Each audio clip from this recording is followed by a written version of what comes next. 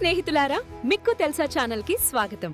మీకు వీడియో నచ్చితే దయచేసి లైక్ చేయండి, షేర్ చేయండి మరియు సబ్స్క్రైబ్ చేయండి. ప్రపంచంలో రెండు రకాల మనుషులుంటారు, తెలివైన వాళ్ళు, మూర్ఖులు. విజయం ఎవరి వైపుంటుందంటారు? ఎప్పుడూ తెలివైన వాళ్లవైపే. మరి అసలు తెలివి అంటే ఏంటి? తెలివైన వాళ్లని ఎలా గుర్తించాలి? సరే, ఈరోజు మనం ఇదే విషయంపై లోతుగా తెలుసుకుందాం. ఆచార్య చాణక్యుడు చెప్పిన నిజమైన తెలివికి సంబంధించిన 12 సంకేతాల గురించి మాట్లాడుకుందాం.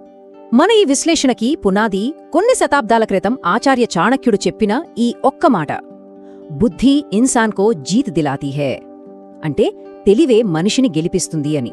ఆయన చాలా స్పష్టంగా చెప్పారు, తెలివి ఉంటే గెలుస్తాం, లేకపోతే ఓడిపోతాం అని. అసలు ఈ 12 లక్షణాల విషయం ఎలా బయటకొచ్చిందో తెలుసా? అంతా ఒక చిన్న కథతో మొదలయింది. ఒకసారి 4 శిష్యులు వాళ్ల గురువు అయిన చాణక్యుడి దగ్గరికి వెళ్లారు. వెళ్లి ఒకే ఒక ప్రశ్న అడిగారు: గురువుగారు, నిజంగా తెలివైన వాళ్ళు ఎవరు? వాళ్ళని ఎలా గుర్తించాలి అని.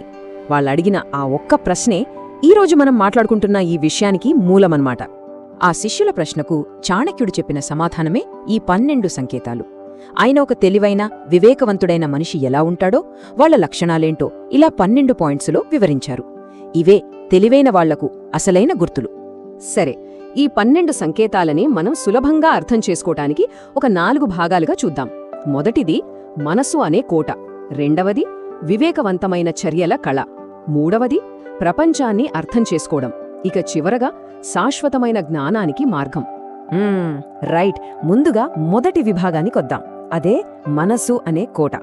చాణక్యుడేం చెప్తారంటే, నిజమైన తెలివికి పునాది మన అంతర్గత ప్రపంచాన్ని, అంటే మన ఆలోచనల్ని, మన భావోద్వేగాల్ని అదుపులో ఉంచుకోవటమేనట. ఈ విభాగంలో మనం స్వీయ నియంత్రణకు సంబంధించిన 3 ముఖ్యమైన లక్షణాల గురించి మాట్లాడుకుందాం. మొదటి సంకేతం రహస్యాలను కాపాడుకోవడం. తెలివైన వాళ్లకి ఒక విషయం బాగా తెలుసు: ఈరోజు మనతో ఉండే స్నేహితుడే రేపు శత్రువుగా మారుచని. అందుకే తమ బలహీనతలను, వ్యక్తిగత విషయాలను ఎవరితో పడితే వాళ్లతో పంచుకోరు. కాని మూర్ఖులు, వాళ్లు విచక్షణ లేకుండా అందర్నీ నమ్మేస్తారు. తమ సీక్రెట్స్ అన్నీ చెప్పేసి వాళ్ల బలహీనతలను వాళ్లే బయటపెట్టుకుంటారు. తరువాతది భావోద్వేగాలను అదుపులో పెట్టుకోవడం. ఇది చాలా ముఖ్యం. వివేకి ఎప్పుడూ ప్రశాంతమైన మనస్సుతో ఆలోచించి నిర్ణయం తీసుకుంటాడు. కాని మూర్ఖుడు క్షణికావేశంలో, కోపంలో ఏదో ఒకటి చేసేస్తాడు. ఆ ఒక్క నిర్ణయంతో సంవత్సరాల పాటు పడ్డ కష్టాన్నంతా బూడిదలో పోసిన పనైపోతుంది. ఇక ఈ విభాగంలో చివరిది తక్కువ మాట్లాడి ఎక్కువ వినడం. ఇది ఒక రకంగా ఒక వ్యూహం లాంటిది. తెలివైన వ్యక్తి ఎదుటివాళ్లు చెప్పేది జాగ్రత్తగా వింటాడు. ఎందుకు? వాళ్ల అసలు ఉద్దేశాలేంటి, పరిస్థితేంటి అని అంచనా వేయడానికి.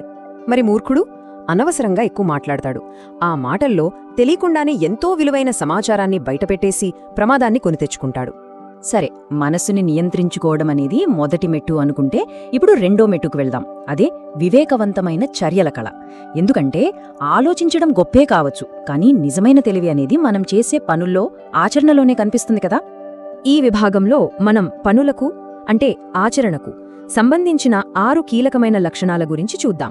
తెలివైన వాళ్లకి ఉండే మరో లక్షణం నిశ్శబ్దంగా పనిచేయడం. వాళ్ళు తమ ప్లాన్స్ గురించి, పని పూర్తయ్యేదాకా ఎవ్వరికీ చెప్పరు.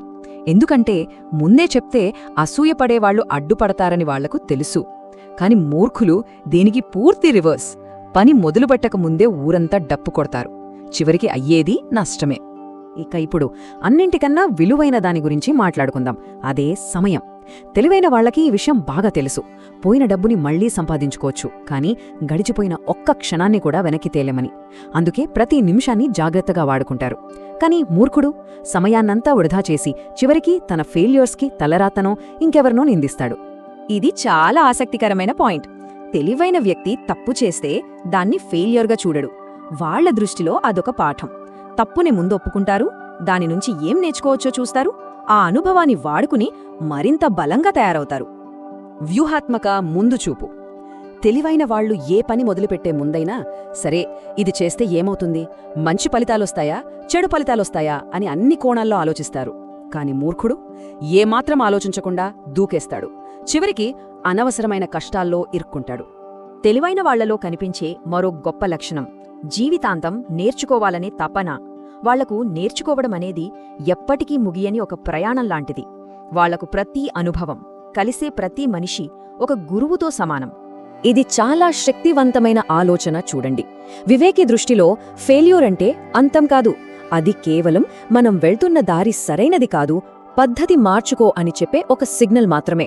కాని మూర్ఖుడు 1-2 సార్లు ఫెయిల్ అవ్వగానే ఇక నా వల్ల కాదు అని కుంగిపోయి ప్రయత్నించడమే మానేస్తాడు. ఓకే, ఇప్పటివరకు మనల్ని మనం ఎలా కంట్రోల్ చేసుకోవాలో, పనుల్ని ఎలా చేయాలో చూసాం. ఇప్పుడు 3వ విభాగానికొద్దాం, ప్రపంచాన్ని అర్థం చేసుకోవడం. ఎందుకంటే తెలివి అంటే కేవలం మన గురించి మాత్రమే కాదు, మన చుట్టూ ఉన్న మనుషుల్ని, సమాజాన్ని అర్థం చేసుకోవడం కూడా. ఇక్కడ మనం సామాజిక నైపుణ్యాలకు సంబంధించిన 3 విషయాలు చూద్దాం. వివేకికి ఒక విషయం స్పష్టంగా తెలుసు, నిజమైన విజయమనేది ఓపికతో, కష్టపడితే వస్తుంది, అంతేగాని ప్రదర్శనలతో, అడ్డదారుల్లో రాదని. కాని మూర్ఖుడు తొందరగా పేరు, డబ్బు సంపాదించాలని ఆరాటపడతాడు. చివరికి ఆ అత్యాసే వాళ్ళని ఒక ఉచ్చులోకి లాగుతుంది. ఇది చాలా చాలా కీలకమైన నైపుణ్యం. మనుషులు పైకి కనిపించినట్టుగా ఉండరు. వాళ్ల మాటల వెనుక, వాళ్ల నవ్వుల వెనుక అసలు ఉద్దేశాలు వేరే ఉండొచ్చు.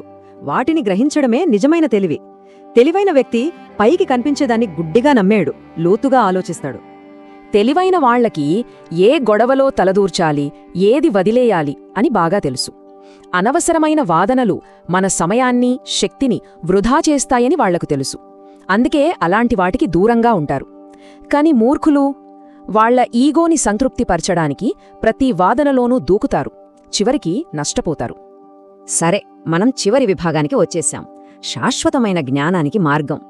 ఇప్పటివరకు మనం చెప్పుకున్నదంతా చూస్తే చాణక్యుడి ప్రకారం నిజమైన తెలివి అనేది 3 ముఖ్యమైన స్తంభాల మీద నిలబడి ఉంది. మొదటిది స్వీయ ప్రావీణ్యం, అంటే మనల్ని మనం అదుపు చేసుకోవడం. రెండోది చర్యలో ప్రావీణ్యం, అంటే పనులను సరిగ్గా చేయడం. మూడోది గ్రహణశక్తిలో ప్రావీణ్యం, అంటే మన చుట్టూ ఉన్న ప్రపంచాన్ని అర్థం చేసుకోవడం. ఈ 3ంటినీ సాధించినవాడే నిజమైన వివేకి.